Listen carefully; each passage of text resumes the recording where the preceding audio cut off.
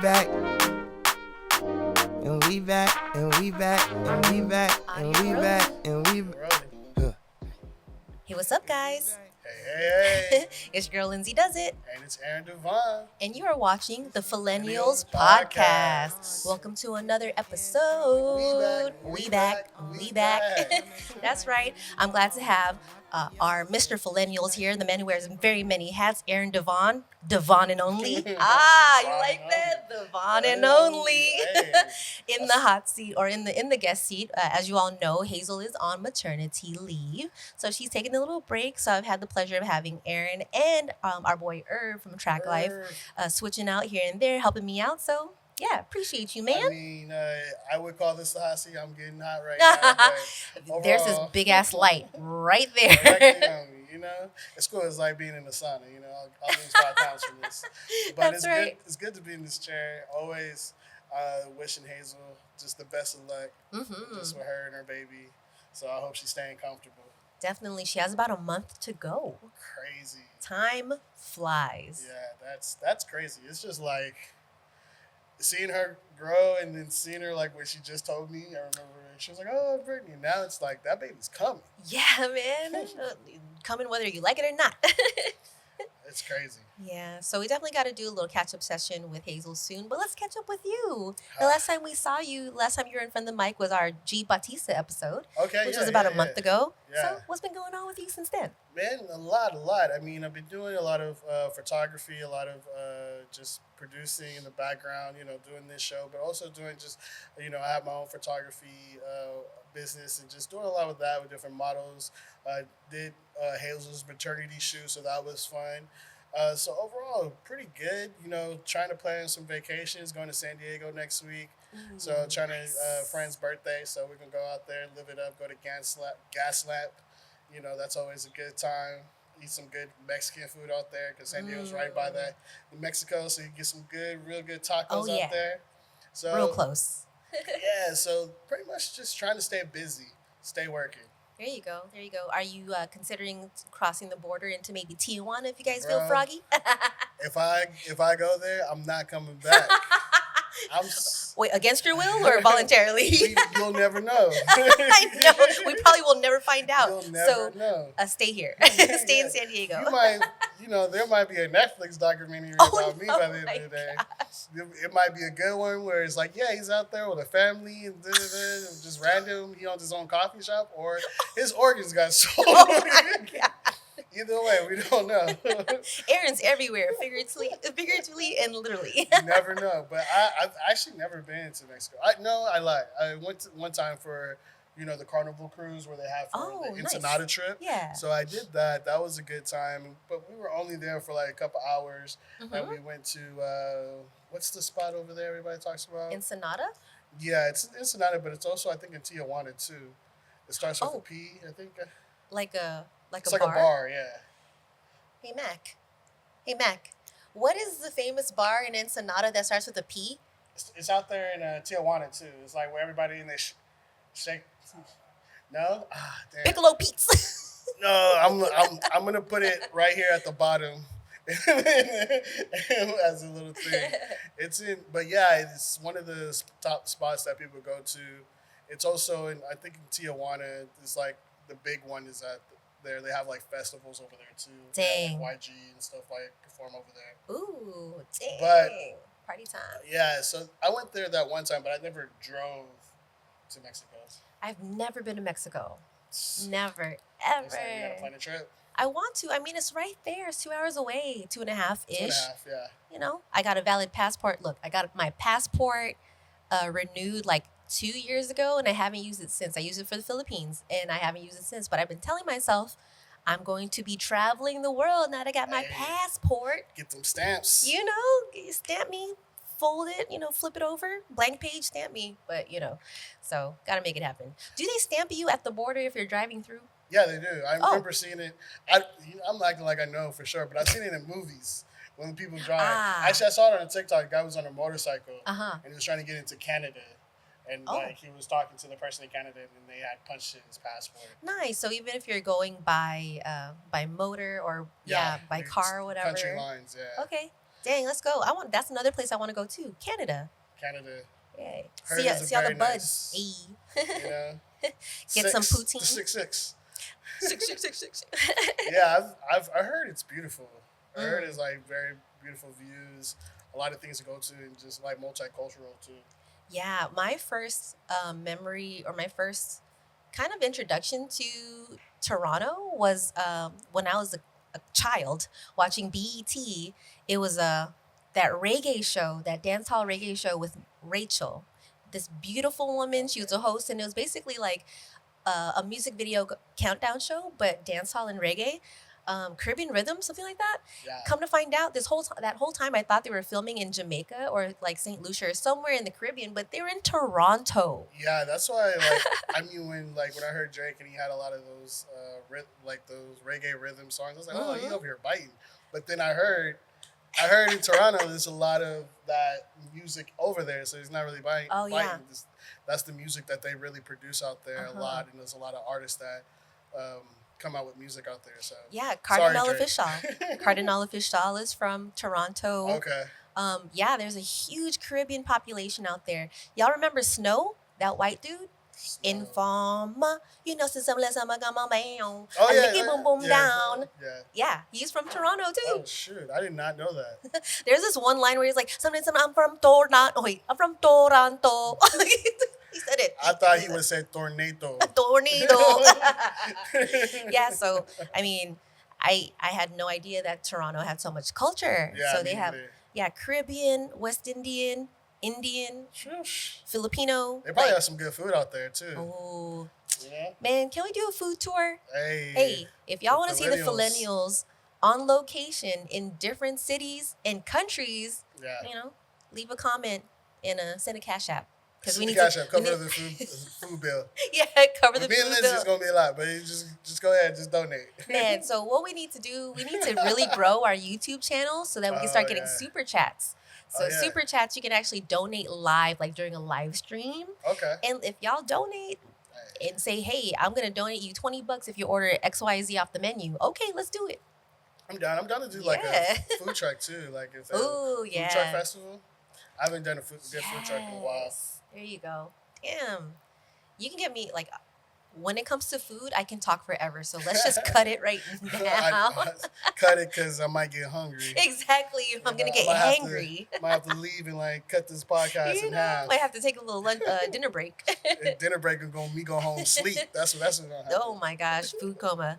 But let's pivot over to today's topic, which isn't necessarily food, but it's something that we love to have every day. Yes.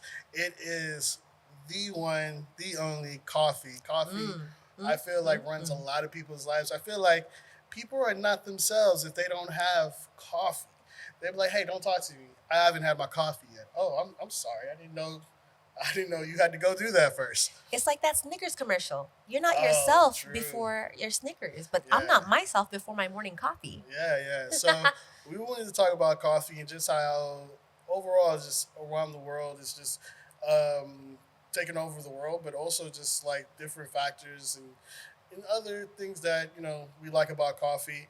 I mean, I know I have my usual order. It's just a vanilla latte, or I'll just take, my coffee black with a little 1 cream, 1 sugar, just depending on the day. But if I'm like treating myself, I'll get a little vanilla latte, not from Starbucks because they over pour the syrup.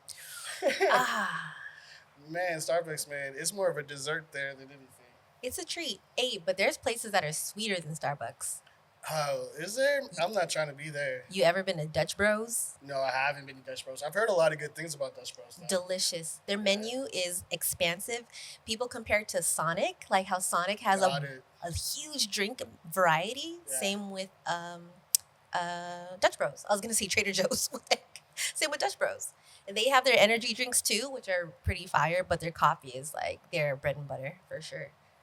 Quick question. Has, like, the beginning of our lives, like beginning of times or whatever, when coffee came out, it was more just a pick-me-up, get me through the morning. Has coffee been is it more of a dessert than what it is nowadays? Like, are people taking coffee just for the sweetness of it and the taste and not really for the pickup? Or is it a little bit of both? I think it just, with a lot of people, including myself, I think coffee is just part of my routine. And it kind of has a placebo effect, I think, because I think I might have mentioned this on a previous episode where sometimes when I drink like Coke or like Pepsi or something in the evening, I stay up all night. Yeah. But if I did the same thing with a cup of coffee, I'd fall asleep at a regular time. So certain types of caffeine hit me different. And I like to think in the morning that coffee is helping me wake up, but maybe it's just a placebo effect. We have to try that. I'm gonna, one day when you're asking for coffee, I'm gonna give you decaf. Ooh, yeah. Like, see if it's really real. Yeah, exactly. Well, how do you feel about coffee nowadays? I mean, like I was so when I was like working a lot, it was like literally my first thing go to, and I was like I'd go to like it was coming to where I was like I need to stop because I was going to Starbucks, getting the coffee, and I would just Starbucks right by my job. Hey, let me get a order for the homies. Let me get an order for myself. A little coffee run. You show your appreciation. But I was like, man, I can make my coffee at home, or like there's other things I could be drinking that's better for me. Mm-hmm. You know what I mean? Definitely where you have the coffee where it's not just coffee, it's all these sweeteners. Yeah. So right now, I'm growing up in age, so I'm kind of like trying to look out for myself on that type of stuff. So it's like I definitely made it part of my daily life.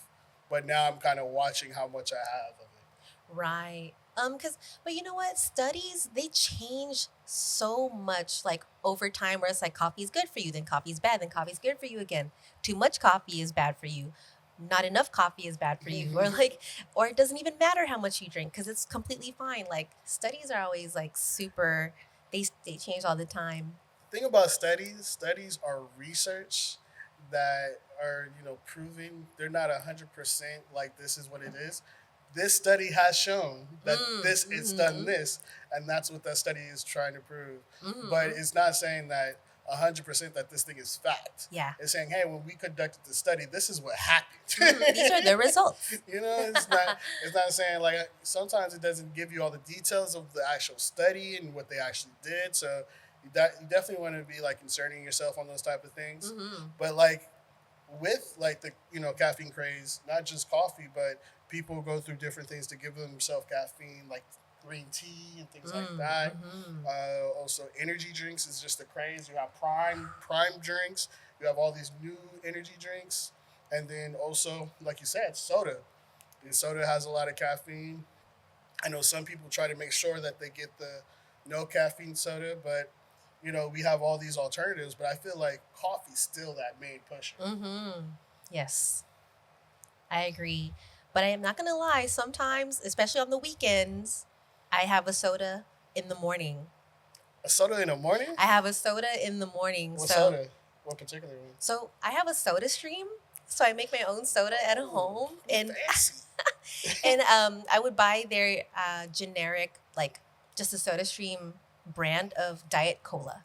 Diet Cola, okay. So it tastes like Pepsi, RC. Does it give you a pickup? It does. It really does. I think because it's been so like hot, even in the morning, that a hot coffee just makes me feel like it'll make me hot. So like I just do a soda because it's like just cold and refreshing, crispy, sweet, and then it just wakes me up. So yeah, for me, I get you on that. Definitely, we have some people now living in California that's listening to this podcast or seeing this podcast.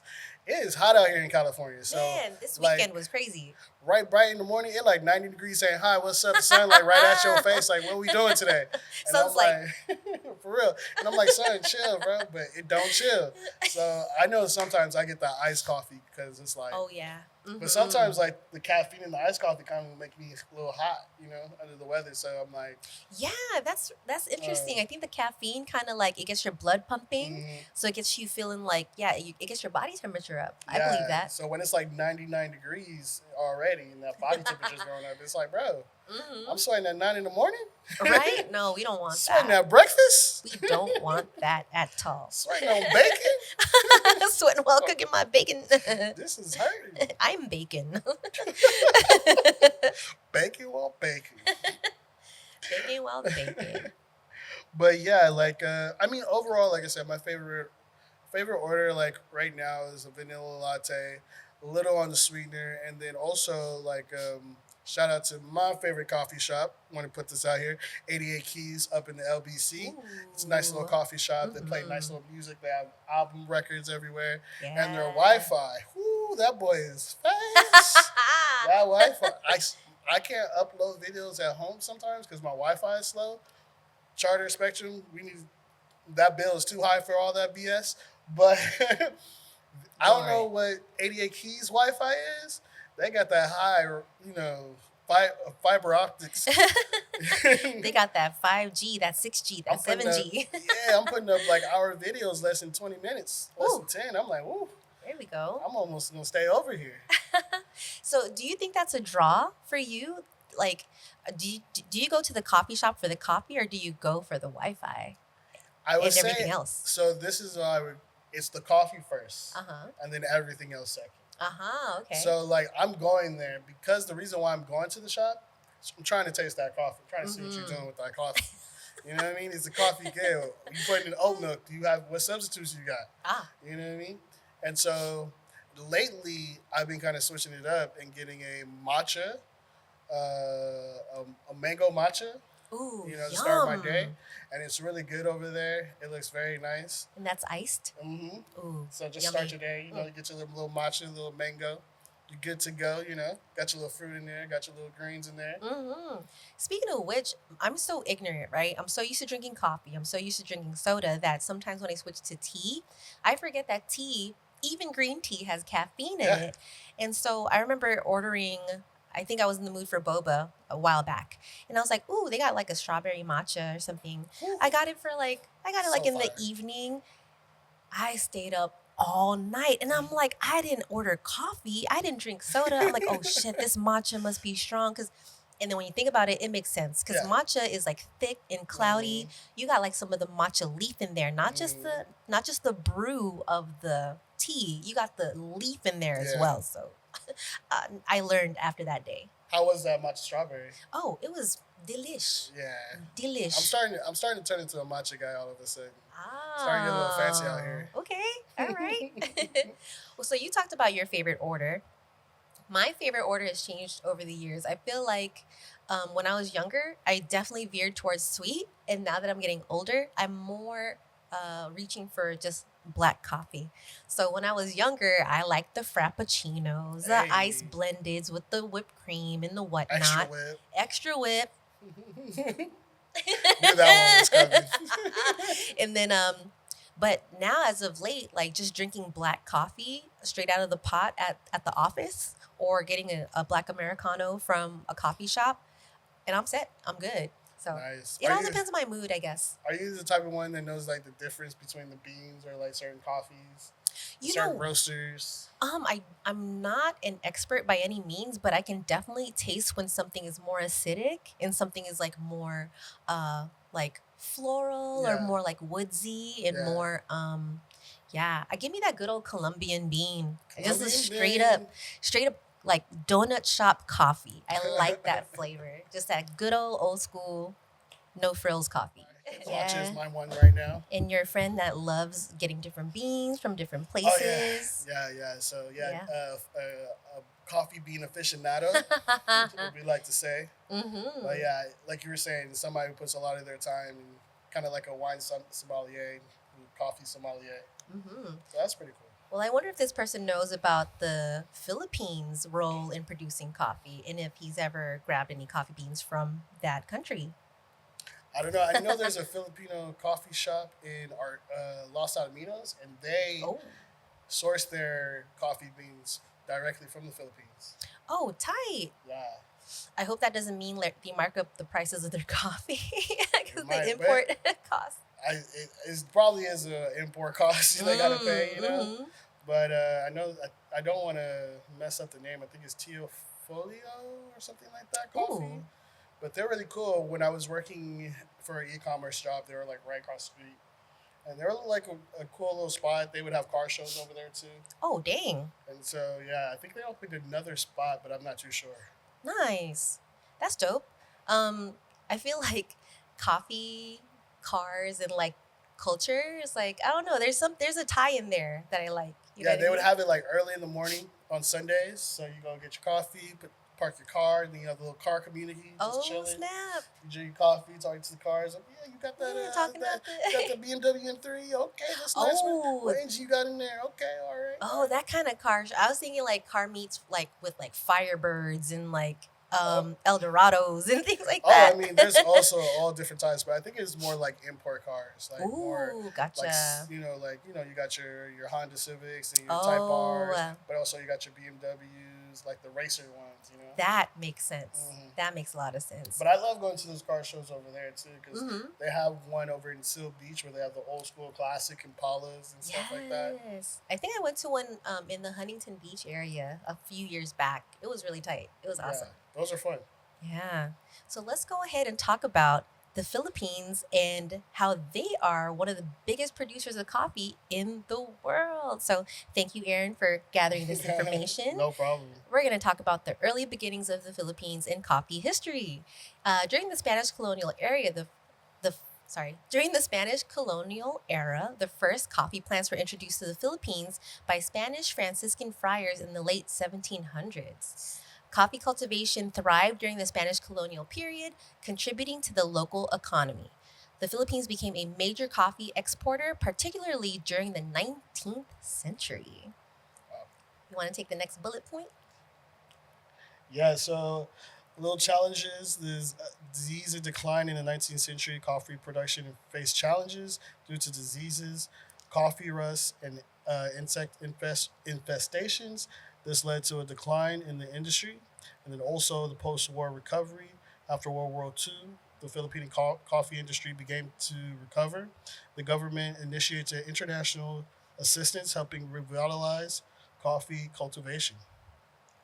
Nice, nice, nice. But yeah, so variety innovation, the introduction of new coffee varieties such as Libica. I'm sorry, I'm gonna mess up these words. Robustas expanded to the country's coffee production and helped it to adapt to the changing market conditions. Mm-hmm. So right now, the Philippines today is there's a diverse coffee scene. The Philippines now boasts a diverse coffee scene with various regions producing unique coffee beans. We were just talking about coffee beans. And the coffee consumption has increased significantly among Filipinos, driven by growing appreciation for specifically coffee and thriving coffee culture. And while the Philippines is not a major coffee exporter today, it continues to produce high quality beans that are sought off by international markets. So it seems like Mm-hmm. today, like it started off really big in coffee and then had its decline, but now it's getting back to where it was. And like it's mentioning that I know a place that has Filipino beans from there, and I heard like they're good. Where like how the weather is perfect for producing those type of coffee beans. Mm-hmm.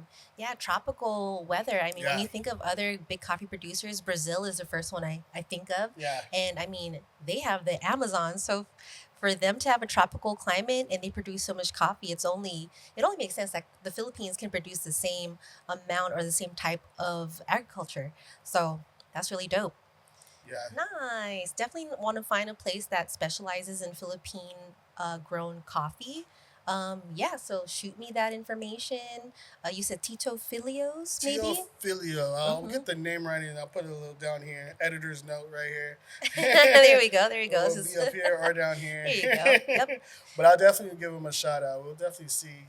Maybe we'll bring some Filipino coffee in here and see the difference from Yeah. like Americano and all the different types of coffee and see what Mhm. that is. So maybe we'll have that as a special behind the scenes content. That'd be dope. Yeah, that'll be a dope piece of content. Yeah, some good video. Yeah. Nice. So, this is the Fillennials, and we talk about, millennial experiences.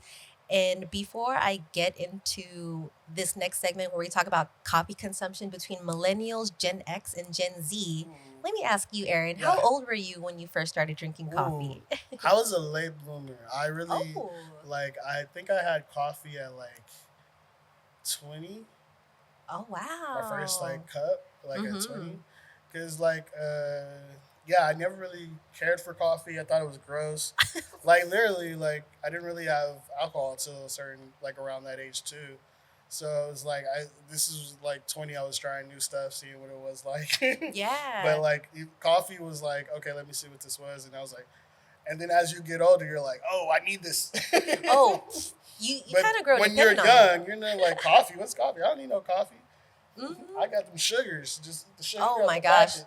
Yeah, I just out the packet. Give me my Capri Suns For and real. my Hawaiian Kool-Aid. punch. What was the Boy. Kool-Aid? What was the twist off? It was just like a clear Oh. bottle.